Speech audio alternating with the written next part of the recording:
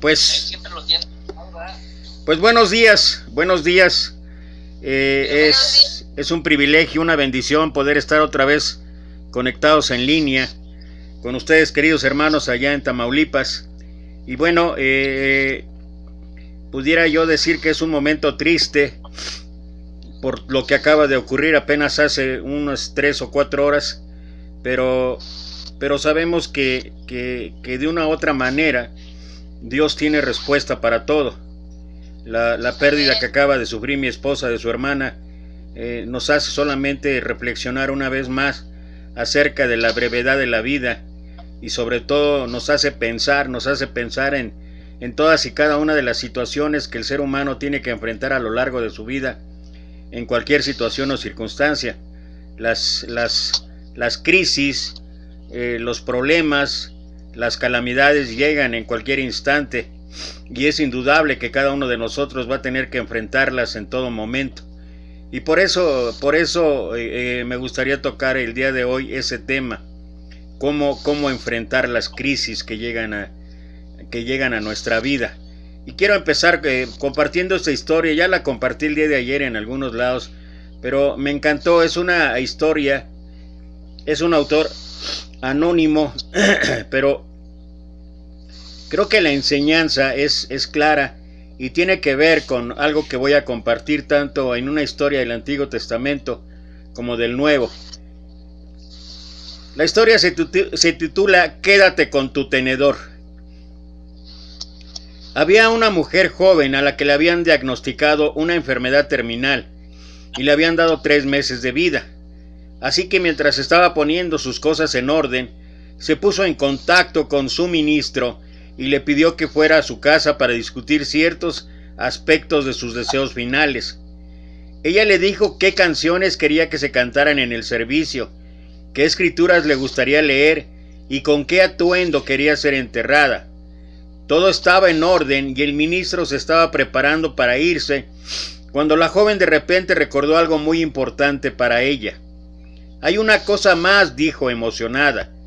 «¿Y qué es eso?», fue la respuesta del ministro. «Esto es muy importante», continuó la joven. «Quiero que me entierren con un tenedor en la mano derecha». El ministro se quedó mirando a la joven sin saber muy bien qué decir. «Eso le sorprende, ¿verdad?», preguntó la joven. «Bueno, para ser honesto, estoy desconcertado por la solicitud», dijo el ministro. Explicó la joven. «Mi abuela me contó una vez esta historia y desde ese momento siempre he tratado de transmitir su mensaje a los que amo y a los que necesitan aliento. En todos mis años de asistir a eventos sociales y cenas, siempre recuerdo que cuando los platos del plato principal estaban siendo retirados, alguien inevitablemente se inclinaba y decía: «Quédate con tu tenedor». Era mi parte favorita porque sabía que vendría algo mejor. Tal vez un pastel de chocolate aterciopelado o un plato hondo con una tarta de manzana. Algo maravilloso y con sustancia. Entonces, solo quiero que la gente me vea ahí en ese ataúd con un tenedor en la mano y quiero que se pregunten: ¿y qué pasa con el tenedor? Entonces quiero que usted les diga: quédate con el tenedor, lo mejor está por venir. Los ojos del ministro se llenaron de lágrimas de la alegría mientras abrazó a la joven y se despidió. Sabía que esta sería una de las últimas veces que la vería antes de su muerte, pero también sabía que la joven tenía una mejor comprensión del cielo que él. Tenía una comprensión de que muchas personas que le doblaban la edad, con el doble de experiencia y conocimiento. Sabía que se avecinaba algo mejor. En el funeral la gente pasaba junto al ataúd de la joven y vieron el manto que vestía y el tenedor colocado con su mano derecha. Una y otra vez el ministro escuchó la pregunta: ¿qué pasa con el tenedor? Y una y otra vez sonriendo contestaba: quédate para lo mejor.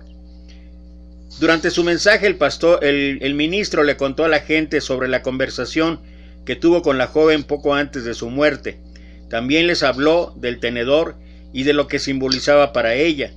Le dijo a la gente que no podía dejar de pensar en el tenedor y les dijo que probablemente tampoco podrían dejar de pensar en él. Él estaba en lo correcto. Así que la próxima vez que alargues la mano para coger el tenedor, deja que te recuerde muy suavemente que lo mejor está por llegar. Los amigos son una joya muy rara, de hecho. Te hacen sonreír y te animan a triunfar. Aprecia el tiempo que tienes y los recuerdos que compartes tanto con ellos como con tus seres queridos.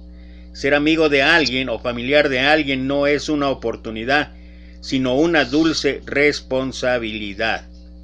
Y bueno, no solamente en los momentos en que uno va inevitablemente a enfrentar momentos críticos, tal vez los momentos más duros en nuestra vida, cuando hablamos de la muerte, pero vale la pena recordar que no solamente en esos instantes, sino en general, cada vez que enfrentamos crisis, dificultades, problemas en nuestra vida, hay que recordar, no solo por la historia, hay que recordar que lo mejor está por venir. Pablo hablaba de esto en Romanos 8:28 cuando dijo: sabemos que los que aman a Dios, todas las cosas les ayudan a bien. Pero a veces es un tanto incomprensible para nosotros como seres humanos, sentimentales, emocionales, el poder no solamente entender o comprender, sino el vivir a plenitud esta promesa. El vivir conscientes de que a pesar de que los nubarrones de la tormenta no se quiten, a pesar de que la tormenta llegue y los vientos corran, ¿cómo poder imaginar que puede haber un mañana diferente, un mañana distinto? Pero sobre todo, ¿cómo poder imaginar que lo mejor está por venir? Pero lo cierto es que la Biblia en su totalidad habla acerca de lo que Dios puede, quiere y está haciendo en nuestras vidas. Y hay dos ejemplos, muy breve el del Antiguo Testamento, que me gustaría tocar, porque muchos de ustedes conocen la historia. Es la historia de José. La historia de José, conocido por algunos como José el Soñador. Y son muchos los momentos en que la Escritura nos habla acerca de las situaciones que José pasó en su vida. Y creo que solamente en un contexto general uno puede recordar algunos aspectos importantes en cuanto a José. Dice ahí en Génesis 37:2: este es el relato de Jacob y su familia. Cuando José tenía 17 años de edad, a menudo cuidaba los rebaños de su padre. Trabajaba para sus medio hermanos, los hijos de Bilha y Silpa, dos de las esposas de su padre, así que le contaba a su padre acerca de las fechorías que hacían sus hermanos. Versículo 3: Jacob amaba a José más que a sus otros hijos, porque le había nacido en su vejez. Por eso un día Jacob mandó hacer un regalo especial para José, una hermosa túnica. Pero por el contrario, sus hermanos lo odiaban, porque su padre lo amaba más que ellos.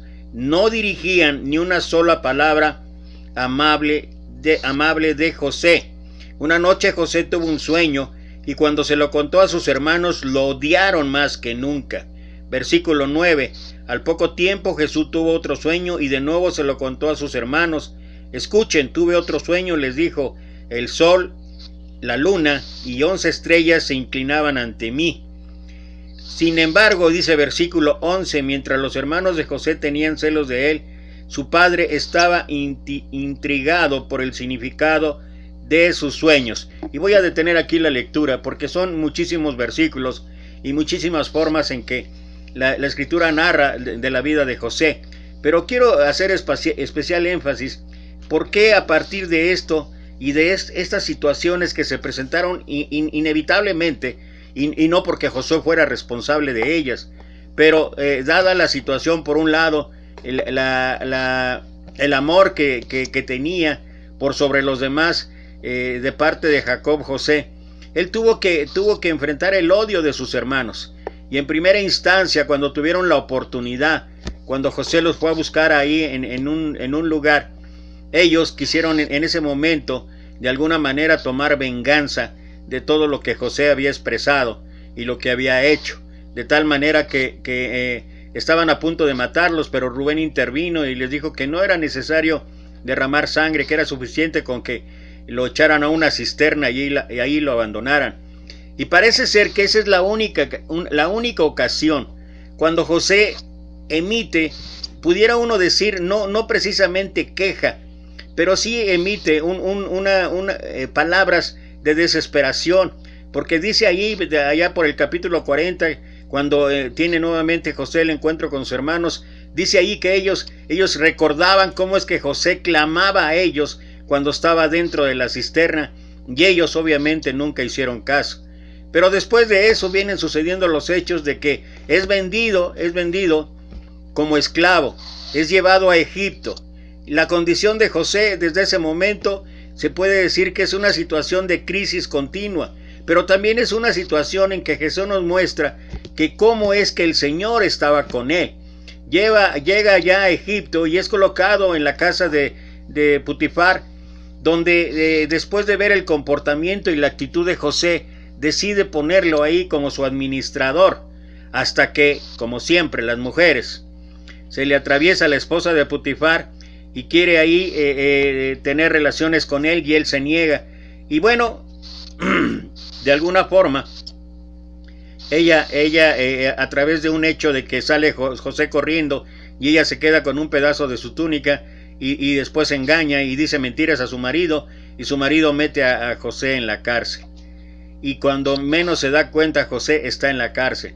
Dada su actitud y su comportamiento, y dado que Dios estaba con él, pronto se hace administrador ahí en la cárcel, es nombrado por el jefe de los guardias como el responsable de todos.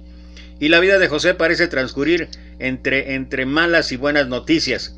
Pero dentro de esto, el sueño tanto del panadero como del copero llevan a José, que más tarde, cuando salen ellos, el copero que le había prometido no olvidarse de él, se olvida de él por espacio de 2 años. Pero quiero resaltar particularmente que durante todo este tiempo, desde que fue vendido como esclavo hasta ese momento, antes de todo lo que va a ocurrir después, y que conocen y que sabemos que Josué llegó a ser el segundo solamente después del faraón, encontramos a José en situaciones verdaderamente críticas, en situaciones difíciles, en situaciones y circunstancias que en un momento dado cualquiera de nosotros puede enfrentar o puede vivir, ya sea por la crisis que estamos viviendo ahorita con lo del COVID, ya sea por la situación económica, laboral, emocional, moral, ya sea por las pérdidas que está habiendo de seres humanos y en muchas situaciones todo lo que está pasando. Lo cierto es que en todo este tiempo José, si hay algo que necesitamos resaltar, es que José no salieron de su boca murmuraciones y quejas, y sobre todo jamás le reclamó a Dios el por qué le estuvieron pasando. Y bueno, ustedes conocen el final de la historia, cuando Josué es colocado como segundo después del faraón, y en su último acto de generosidad y bondad, él perdona a sus hermanos y los hace parte ahí de la nueva población allá en Egipto, de lo que después sería el pueblo de Israel. Y bueno, este ejemplo nos ayuda a entender que aún en los momentos de crisis, aún en los momentos difíciles, aún en los momentos en que tal vez no encontremos la salida, no veamos la solución y no pensemos que Dios puede traer algo mejor, lo cierto es que cuando uno confía en Dios, cuando uno mantiene su relación con Dios, cuando uno de verdad puede entender los planes y propósitos de Dios para cada ser humano, uno tiene la oportunidad de que verdaderamente la vida puede mejorar, puede cambiar, pero no solamente cambiar, puede ser aún mejor. Y todo es en base a lo que Dios nos ofrece a cada ser humano. Y bueno, mencionaba yo acerca de otro personaje en el Nuevo Testamento, y aquí sí voy a abundar un poquito más, porque creo que lo que vivió el apóstol Pablo es algo que nos puede ayudar a entender en muchas maneras cuál es la actitud que debe de existir en nosotros, cuál es la actitud que debería de prevalecer en nuestra vida para poder considerar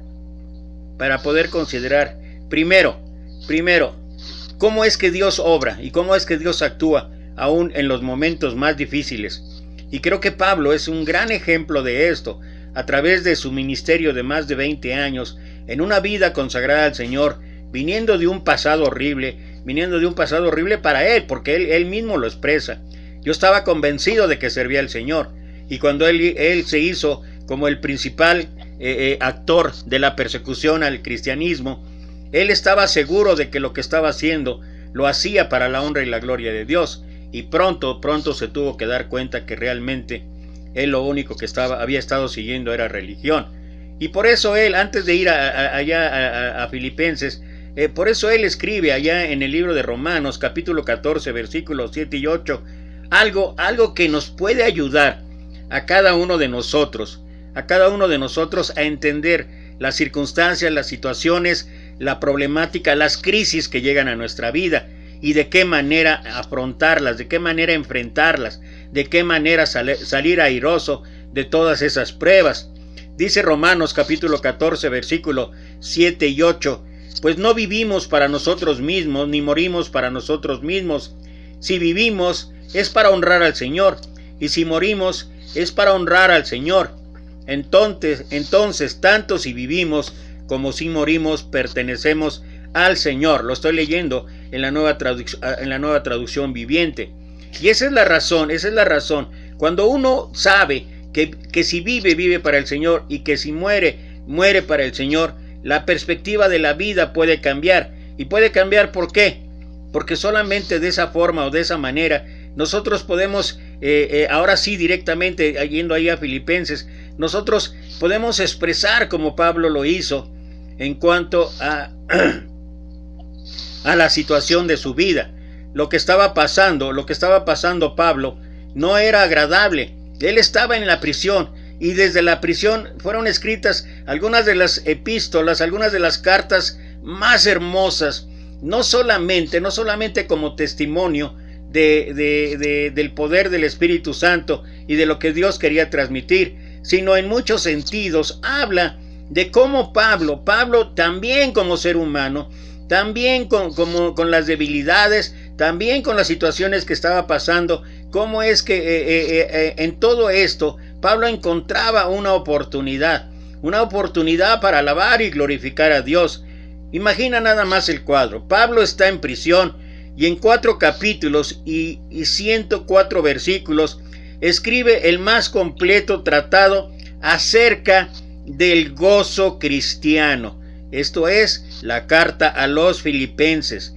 Es una carta escrita con la intención, entre otras cosas, de agradecer a los filipenses por la ayuda monetaria que le hicieron llegar. Pero, aprovechando la ocasión, el apóstol aborda otros temas y hace algunas confesiones. Es su costumbre de matizar sus escritos con testimonios personales y sensaciones propias que nos permiten no solamente conocerlo mejor, sino además considerar que nosotros, al igual que Pablo, somos seres emocionales, somos seres que vivimos a partir de nuestros testimonios y nuestras sensaciones también personales, y que en ese sentido no somos tan diferentes a Pablo, y que en ese sentido nosotros podemos encontrar un gran consuelo y un gran gozo en lo que él escribe. Estas confesiones no solo sirven para conocer más el perfil de Pablo. Dios inspiró al apóstol a escribir esto porque la experiencia y la realidad de su salvación está disponible para todos aquellos que creen en nuestro Señor Jesucristo. Lo que Pablo, y cuando hablo de creer, quiero asentar y quiero aclarar. Cuando hablo de creer, no solamente se trata de un hecho sencillo en sí. estoy hablando de todo lo que significa creer en Jesús, de aceptar el plan de salvación, etcétera, etcétera. Lo que Pablo recibió y experimentó en Cristo no está reservado solo para él, ya que puede ser la experiencia normativa, lógica y natural de todo cristiano. Esta preciosa y conocida expresión de Pablo, para mí, el vivir es Cristo y el morir es ganancia, ha sido objeto de estudio por mucho tiempo. En una de esas declaraciones es una de esas declaraciones de miles de tomos de buenos comentarios, libros y artículos que tratan de explicar al respecto. Realmente nunca creo que le harán justicia. Es una afirmación cargada de gran significado para el apóstol y también, y esto es lo importante, también lo puede ser para nosotros. Al decir esto, Pablo hace una confesión no solo de lo que cree, sino también de cómo se siente y experimenta la realidad de su salvación. Esta no es una declaración doctrinal acerca de Cristo, más bien es una confesión de cómo experimenta a nuestro Señor resucitado. En otras palabras, cuando Pablo dice vivir es Cristo, está intentando explicar cómo experimenta la realidad de su fe en Cristo. Es una manera de expresar con palabras lo que las palabras nunca podrían expresar. Decir el vivir es Cristo es su forma sencilla y sincera de explicar algo extraordinario, la vida de Pablo en Cristo. Un hombre dijo, para mí el vivir es Cristo y el morir ganancia, refiriéndose al comentario de Pablo. Pablo quería decir que era indiferente a cualquier situación, ya sea que viviera o muriera, porque teniendo a Cristo, considera que en todos sentidos todo esto puede ser ganancia. Ahora bien, aunque el orden ideal para una buena interpretación sería leer el pasaje en su contexto inmediato, creo que también podemos sacar mucho provecho si damos un poco más de mirada, más panorámica, es decir, si contemplamos esta expresión tomando en cuenta todo lo que Pablo ha dicho a los filipenses, también podemos darnos una idea clara, legítima y hasta más completa de lo que significa. Y aquí es donde me gustaría brevemente, no quiero extenderme demasiado, pero sí brevemente compartir por lo menos cuatro o cinco situaciones que Pablo nos enseña y nos muestra a través de la carta de los filipenses, en los cuales nosotros podemos encontrar la respuesta a cuál es la actitud y en base a qué podemos tener esa actitud para enfrentar las crisis, para enfrentar los problemas de nuestra vida. ¿Por qué Pablo decía, para mí el vivir es Cristo? Bueno, la primera cosa en la cual se basa esta expresión es que Cristo es el mejor ejemplo para Pablo y Cristo debe ser el mejor ejemplo para nosotros. Hay que recordar que nuestro Señor vivió una vida perfecta, pero uno de los grandes modelos que nos dejó nuestro Señor fue su actitud humilde al venir a la tierra como un simple mortal. Es decir, para Pablo, Cristo nos dejó un ejemplo de una actitud humilde, dejando su condición de Dios, y por eso nos lleva a imitarlo. Y esto de verdad es algo que deberíamos de nosotros guardar en la mente, guardar en el corazón, pero sobre todo vivirlo en la realidad. Eso es lo que Pablo escribe ahí en el capítulo 2, versículo 5 en adelante, cuando él habla y dice: haya pues en vosotros este sentir que hubo también en Cristo Jesús, el cual, siendo en forma de Dios, no estimó el ser igual a Dios como cosa a que aferrarse, sino que se despojó a sí mismo, tomando forma de siervo, hecho semejante a los hombres, y estando en la condición de hombre, se humilló a sí mismo, haciéndose obediente hasta la muerte y muerte de cruz. Una de las formas, una de las maneras, una de las situaciones que nos llevan a tener la mejor actitud ante las crisis, los problemas, las tragedias que puedan ocurrir en nuestra vida, es recordar siempre que de una u otra forma, independientemente de sentimientos, independientemente de circunstancias, situaciones, uno puede encontrar eco en la obediencia a Dios. Y esto se logra solamente cuando aceptamos el plan de Dios en nuestras vidas, cuando tenemos la oportunidad de que aún las cosas más inexplicables, que aún las cosas más inentendibles, aún las cosas que no podemos descifrar o no podemos acometer de manera inmediata, son posibles cuando uno obedece, cuando uno escucha, cuando uno entiende que los planes y los propósitos de Dios son perfectos para la vida de cada ser humano. Y que a veces la complicación viene porque nosotros queremos de una u otra forma a veces que las cosas sucedan de acuerdo a lo que creemos, pensamos o deseamos. Y claro que como seres humanos vamos a distar mucho de lo que Dios quiera. Por eso el Señor dijo: porque mis pensamientos no son vuestros pensamientos y vuestros caminos no son vuestros caminos. Pero luego dice: como son más altos los cielos que la tierra, así son nuestros pensamientos. Y esto nos lleva a la conclusión de entender y comprender adecuadamente que siempre va a haber algo mejor, suceda lo que suceda, pase lo que pase, venga lo que venga, tragedias, dificultades, crisis, siempre hay la oportunidad de pensar que Dios tiene un plan perfecto y tiene lo mejor para nosotros.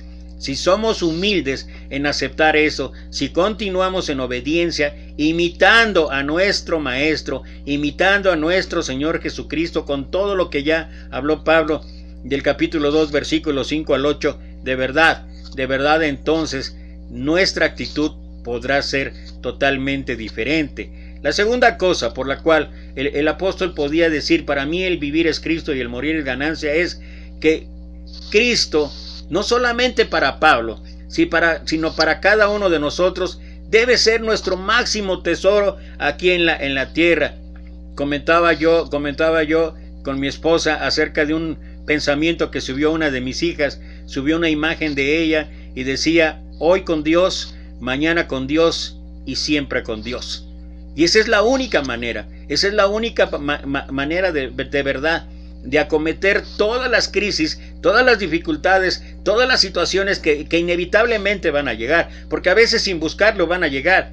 Pueden llegar a veces como consecuencia de nuestras acciones, de nuestras actitudes, de nuestros pensamientos, pero en muchas ocasiones a veces vamos a ser parte de un cuadro que no buscamos, una situación que no deseamos. Pero cuando esto ocurre o cuando esto sucede, hay que recordar que el máximo tesoro que podemos tener en esta vida, en este mundo, solamente es Cristo. En un momento de la carta, Pablo confiesa que hubo una época que su vida en que aquello que más valoraba era su herencia judía, sus logros y su celo por la ley. En otras palabras, Pablo atesoraba su descendencia israelita. Al ser salvado encontró que Cristo era un mayor tesoro y por eso aquellas cosas que antes estimaba ahora habían perdido su valor. Todo esto lo expresa allá en el capítulo 3, versículos 7 y 8.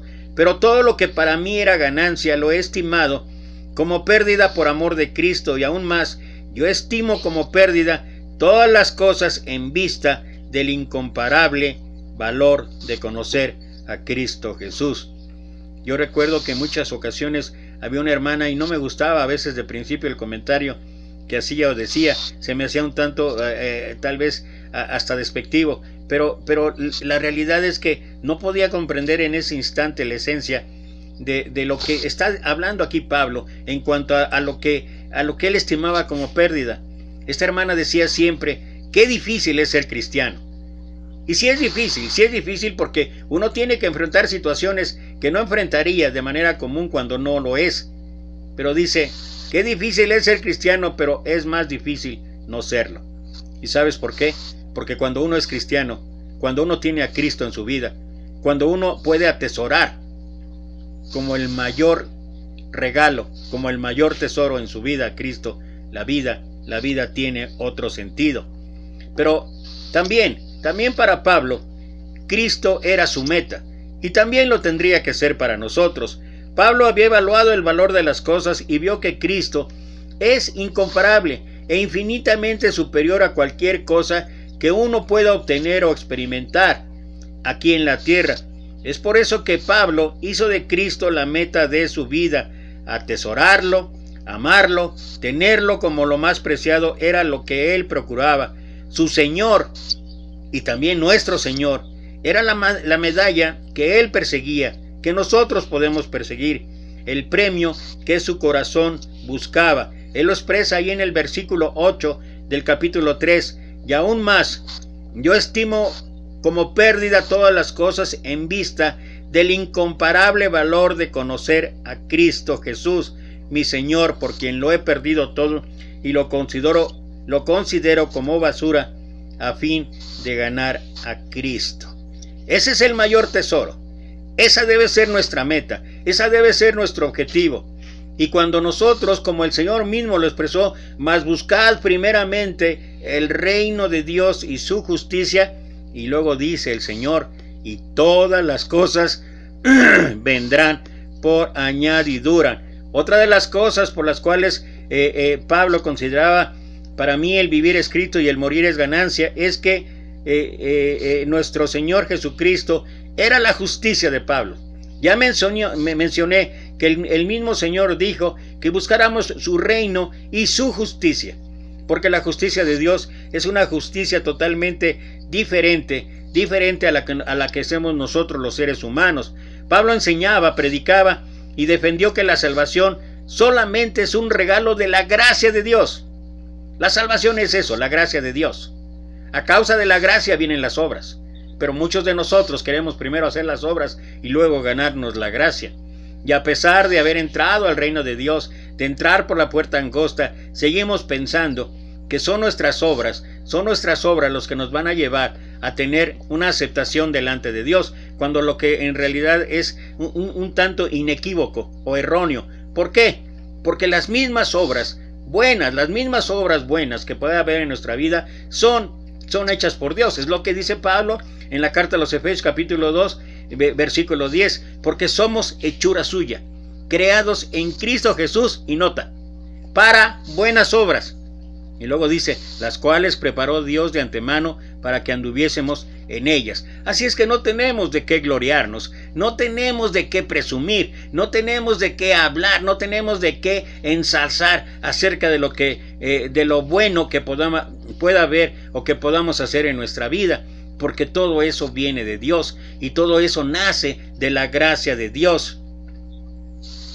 Pablo nunca se atrevió a pensar que sus méritos le lograron el perdón de sus pecados, la aceptación ante su Creador y su estatus de justo. Él sabía que las buenas obras no son suficientes para salvar al pecador. Él reconocía que todo eso solo lo obtenemos de la virtud de Cristo. Su Señor o nuestro Señor es la fuente de la justicia. Esa justicia, y nota, estas son las obras que de verdad muestran que tengo una vida consagrada a Cristo. La justicia perdona, restaura y declara justo al pecador. Solo puede ser la que Jesús obtuvo por su vida, muerte y resurrección. La justicia que es de Dios por medio de Cristo es la única a la que Él se aferra.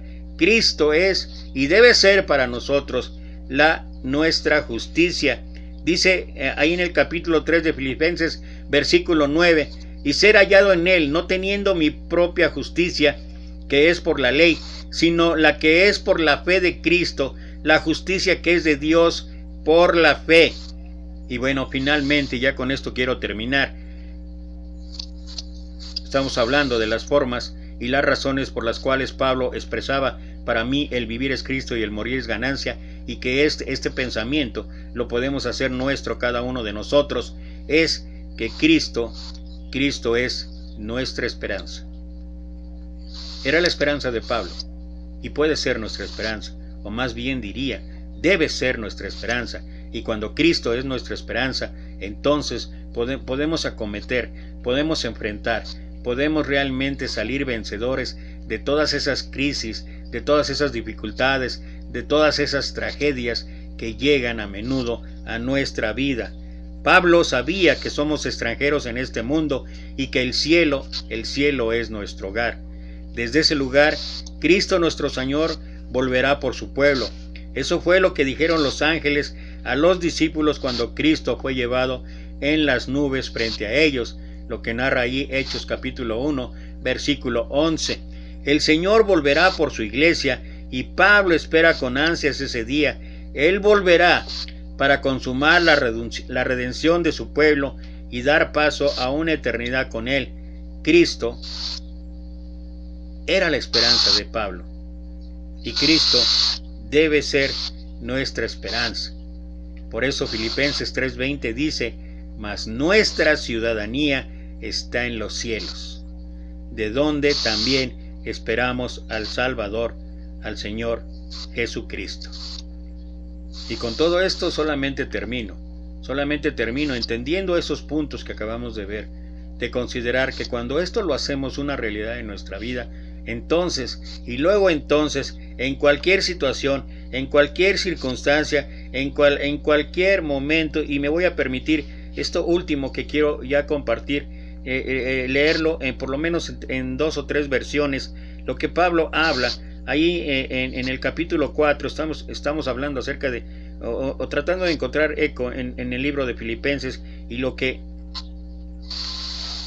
Pablo hablaba acerca de cómo es, o cómo explicaba: para mí el vivir es Cristo y el morir es ganancia. Dice Filipenses en el capítulo 4, en la Reina Valera, versículo 4, capítulo 4, versículo 4: regocijaos en el Señor siempre. Otra vez digo, regocijaos. En la traducción lenguaje actual, el versículo 4 dice: vivan con alegría su vida cristiana. Lo he dicho y lo repito: vivan con alegría su vida cristiana. La Nueva Versión Internacional dice, versículo 4: alégrense siempre en el Señor. Insisto, alégrense. Y finalmente, la Nueva Traducción Viviente: estén siempre llenos de alegría en el Señor. Lo repito, alégrense. Alegrarnos en momentos de dificultad, alegrarnos en momentos de crisis, alegrarnos en momentos de tragedia, alegrarnos en los momentos en que sabemos, aunque no vemos o no encontramos la salida. Sí, cuando nosotros hacemos como Pablo permanentemente en nuestra vida la presencia de Cristo, entonces ¿sabes qué? La actitud será igual que la actitud que tuvo José allá en el Antiguo Testamento, y la actitud que tuvo Pablo aquí en lo que acabamos de considerar. Y podemos expresar con toda confianza: para nosotros el vivir es Cristo y el morir es ganancia. Nos espera una eternidad donde ya no habrá llanto, ya no habrá dolor, ya no habrá tristeza, porque todas las cosas han cambiado. Y ojalá que pueda ser tuya, pueda ser mía, podamos hacer nuestra esa promesa. Sabemos que los que aman a Dios, todas las cosas les ayudan a bien. Que Dios los bendiga.